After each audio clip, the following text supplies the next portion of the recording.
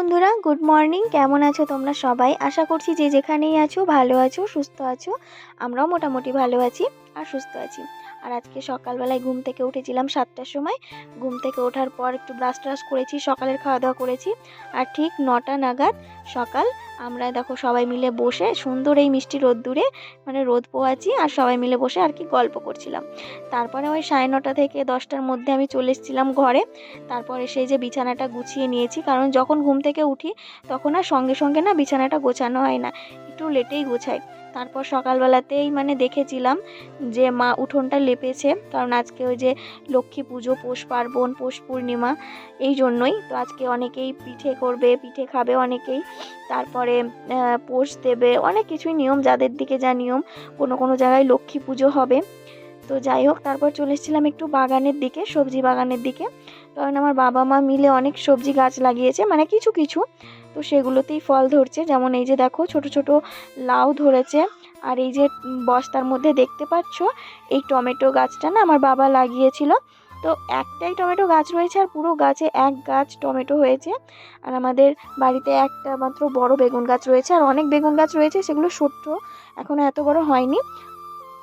বিছানাটা গুছিয়েছিলাম, তারপরে গেছিলাম একটু প্রেশারটা চেক করতে, কারণ ডক্টর আমাকে রেগুলার প্রেশার চেক করতে বলেছে। কারণ এখন প্রেশার বাড়ছে কমছে ওঠানামা করছে, বিশেষ করে বাড়ছেই। তো এই জন্য এখন ওঠানামা হচ্ছে, তো প্রেশার এই জন্য চেক করতে বলেছে। গেছিলাম, খাওয়া দাওয়া করলাম, এখন স্নান করব, তারপরে সে ঘুমাবার, ভালো লাগছে না আমার এই প্রেশারের চিন্তায়। তো স্নান করা হয়ে গেছে আর খাওয়া দাওয়া হয়ে গেছে।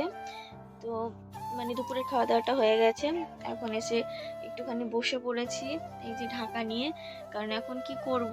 তো চলো, এখন হচ্ছে গিয়ে আমার চুলটা প্রায় শুকিয়ে আসলো, এখন চুলটা বেঁধে নেবো, সন্ধে লাগতে আসছে এই জন্য। আমার বাবু এদিকে ঘুমোচ্ছে, আমার সোনাটা ঘুমিয়ে গেছে। তো চলো, মেয়েটা যেহেতু আমার কাছে এসে ঘুমিয়ে গেছিলো, সেই জন্য ওকে রেখে আর বাইরে আসিনি।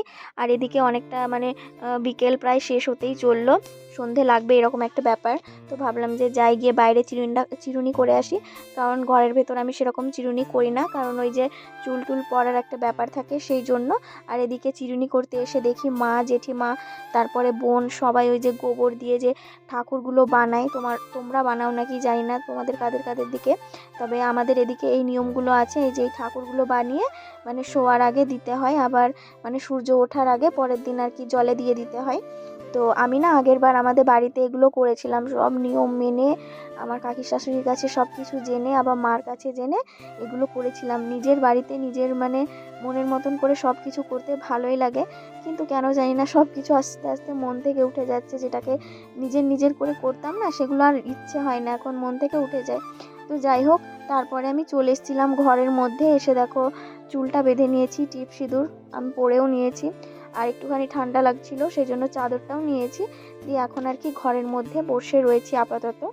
আর এদিকে দেখো সন্ধে প্রায় হয়েই গেছে, আর আমার মা হচ্ছে গিয়ে ওইদিকে উনুনটা ধরিয়েছে, কারণ ওই যে পিঠে করবে আজকে, তো পৌষ পার্বণ মানে পিঠে। আর এখন থেকে মানে নানান রকমের পিঠে হবে, বেশ ভালোই লাগে বলো। আর আমার না দুধ পুলি খেতে খুব ইচ্ছে করে, ওই যে দুধ পিঠে যেটা বলে। তো যাই হোক, এদিকে দেখো আমার মা পিঠে করতে আরম্ভ করে দিয়েছে। তো এটা হচ্ছে প্রথম পিঠে, যেটা মানে নুন ছাড়া করে, তো সেটা ঠাকুরকে দেবে। আর এখানে আমি চলে এসেছি, আর এই যে মা একটুখানি ছাগলকে দেখতে গেল আর কি। তো আমি এখানে পিঠের কাছে এসে একটু মানে আগুন দিচ্ছিলাম আর দেখছিলাম, তো মা তো তারপর তো চলেই আসলো। আর এসে এদিকে দেখো মা পিঠে বানাচ্ছে, আর এখানে মায়ের প্রায় 2-3টে মতো পিঠে বানানো হয়ে গেছে। তো আমার মা কিভাবে পিঠেটা বানাচ্ছে সেটা তোমাদের একটুখানি দেখালাম। মায়ের পিঠে বানানো শেষ হয়ে গেলে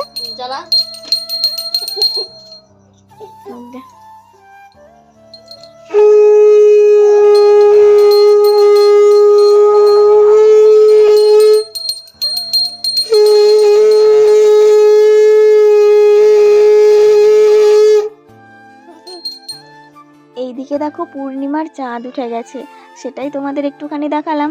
আর আমার মেয়েটা পাগলির মতন লাফাচ্ছে এখানে, আর ওই যে ঘন্টা বাজাচ্ছে, আর আমার দিদির মেয়েটা বাজাচ্ছিল শঙ্খ। আর এদিকে আমার মা হচ্ছে গিয়ে এখন পোষগুলোকে দিয়ে নিচ্ছে, এগুলোকে আমরা পোষই বলি, তোমরা কি বলো আমি জানি না অবশ্য। তারপর এদিকে মায়ের এই সব পোষগুলো দেওয়া হয়ে গেলে আমি চলে এসেছিলাম ঘরে। আর ঘরে বাচ্চারা সব খেলা করছিল, তো এই জন্য দেখো বেলুন তারপর পুতুল এগুলো সব পড়ে রয়েছে। আর এখন প্রায় ওই 8টা মতো বাজে, তাই আমি ভাবলাম যে বিছানাটা এখন ঝেড়ে নিই, কারণ একটু পরেই তো বিছানা করে ঘুমাতে হবে। তার জন্য আগে থেকে বিছানাটা পরিষ্কার করে নিলাম। আর একটুখানি খাওয়া দাওয়া করলে না, সত্যি কথা বলতে আমি না বিছানা টিছানা ঝাড়তেই পারি না, গোছাতে পারি না, তখন আমাকে এইভাবেই ফেলে রাখতে হয়। আর তোমাদের দাদাভাই এসে তখন বিছানা একটা ঝেড়ে আর কি ও বিছানাটা করে। আর যেহেতু এখন আমি মানে একটু না খেয়েই আছি, তো ভাবলাম যে ঠিক আছে, মানে খাওয়ার পর না পেটটা একটু বেশি ভারী হয়ে যায় জানো আমার, তো একটু কষ্ট হয়। তো যাই হোক এখন বিছানাটা ঝেড়ে নিলাম আমি। ভিডিওটা মোটামুটি এই অবধিই ছিল, তোমাদের কেমন লাগলো ভিডিওটা অবশ্যই জানিও।